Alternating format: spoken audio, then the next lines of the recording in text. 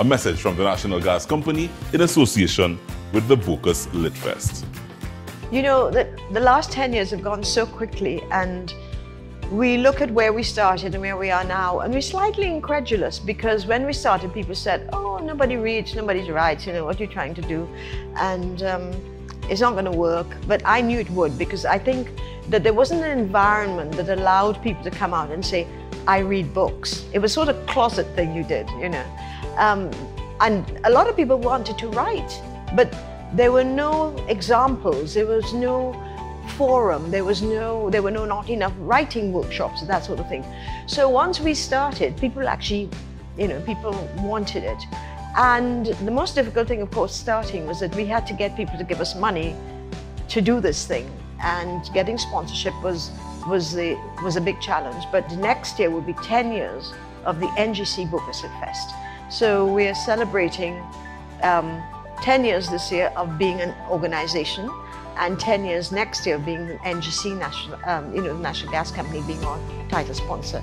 So we've got 24 months of celebration, which is just as well, because who knew about COVID? So all our best laid plans for this year have had to be, you know, altered. We had to alter them really, really quickly. So, you know, the old people always say, be careful what you ask for.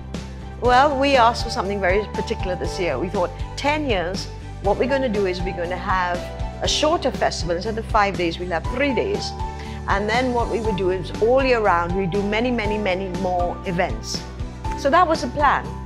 Little did we know that COVID was going to come. So fortunately, the National Gas Company had said, yes, we agree with you, you know, doing this, because it means that you can do much more stuff to celebrate your 10 years. And which was great, because, you know, they didn't have to do that. And then, of course, COVID came, and I thought, oh my God, what are we going to do? We've got this commitment to do this festival, but how on earth are we going to do this festival? So very quickly, I got in touch with the people at National Gas Company who we deal with, and said, well, we're going to have a mini festival in May when we're supposed to be doing this. And then we're just going to have to suck it and see what we do later in the year, because we had no idea that COVID would still be around in September. So we set a date right at the end of September to have it.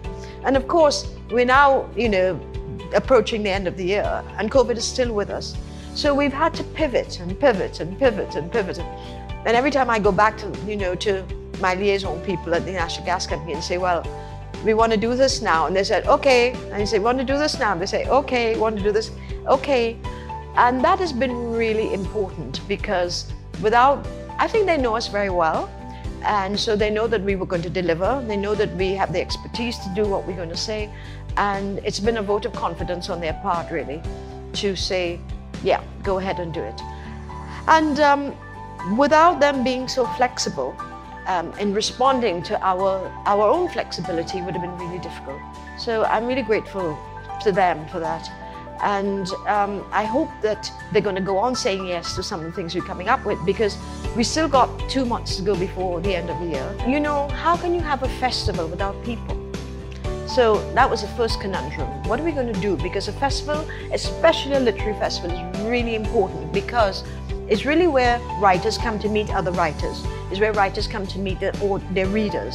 It's where readers meet authors and then go and buy their books. It's where the booksellers come to sell.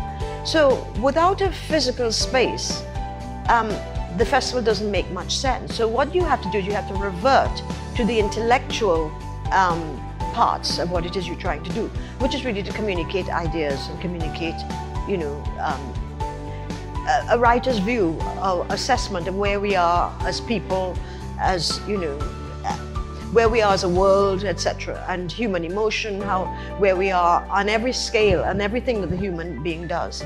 So we had to revert to that. And what we did is we, of course, thank God for Zoom and all these other platforms, that we've been able to do a lot of what we wanted to do that way. So we had a virtual festival in May, that was when we were supposed to have our festival. We announced the prize winners, because of course we couldn't keep the poor writers waiting till September to find out if they'd won the prizes that we run.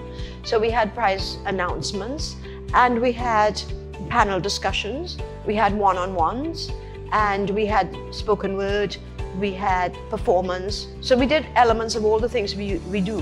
One of the critical things that the Bocas Lit Fest does is that we train writers. But we couldn't do that during the festival because it didn't fit into this virtual festival. So we've been doing that during the course of the year. I think that that was perhaps the most significant removal of something from the general programming. Apart from that, we've pretty much stuck to what we've been doing. And of course, the great thing about being virtual is that you can invite people to talk to you, even though they can't come, you know, across the Atlantic, even the Pacific and the Atlantic, you know, to come and spend 4 days or 5 days with us. So that's been very useful. And what we just did in September was challenging because we thought, well, you know, when people come to the physical festival, we work very closely with NALIS.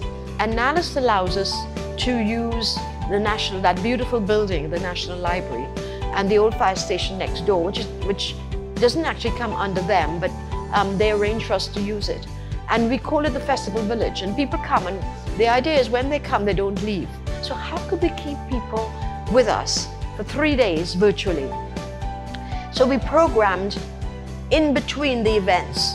So we actually had a running television station, Friday, Saturday, Sunday, with events in between. So we commissioned comedy, we commissioned, you know, new writing, plays and that sort of thing, and ads and skits, and we had the whole thing just running and running. So, and it worked. I mean, people didn't go away after the literary events. They stayed on for the in-between things.